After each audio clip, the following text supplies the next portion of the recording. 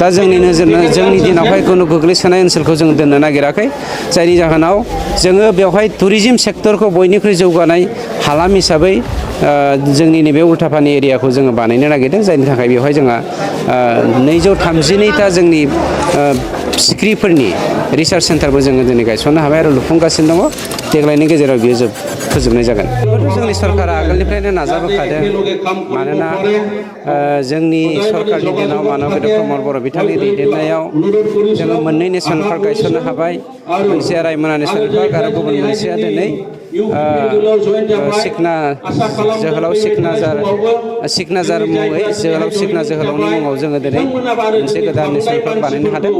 बे जोंनि थाखाय मोजां खामानिया जादों हाग्रा आरो बिफां लाइफां थायोब्ला सुबुंनि बा जिबनि थांना थानायनि राहा लामाया गोरलै जायो आरो बेफोरबायदिनो बेयो जोंनि थाखाय जुगाननि मोनसे अरायथानि थाखाय मोनसे सम्पद जानानै थायो।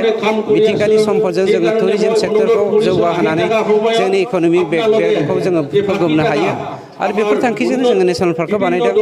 नेसनेल पार्कल' नङा जोङो बावैसोनो खम समनि गेजेरावनो जोंनि सरकारनि दिनाव मानब प्रमद बर' बिथांनि दैदेननायाव वाइल्ड लाइफ मोनसे जोङो बानायनो थांगासिनो दङ। आं साननैसो उनाव नोंथांमोननो थावनिखौ खोन्थानो हागोन।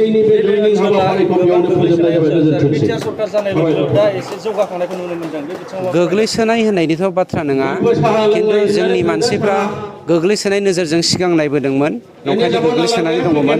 दा जोंनि दिनावहाय खुनु गोग्लैसोनाय ओनसोलखौ जों दोननो नागिराखै जायनि जाहोनाव जोङो बेवहाय टुरिज्म सेक्टरखौ बयनिख्रुइ जौगानाय हालाम हिसाबै जोंनि नैबे उल्टापानि एरियाखौ जोङो बानायनो नागिरदों जायनि थाखाय बेवहाय जोंहा 232टा जोंनि सिख्रिफोरनि रिसार्च सेन्टारबो जोङो दिनै गायसननो हाबाय आरो लुफुंगासिनो दङ देग्लायनि गेजेराव बियो फोजोबनाय जागोन।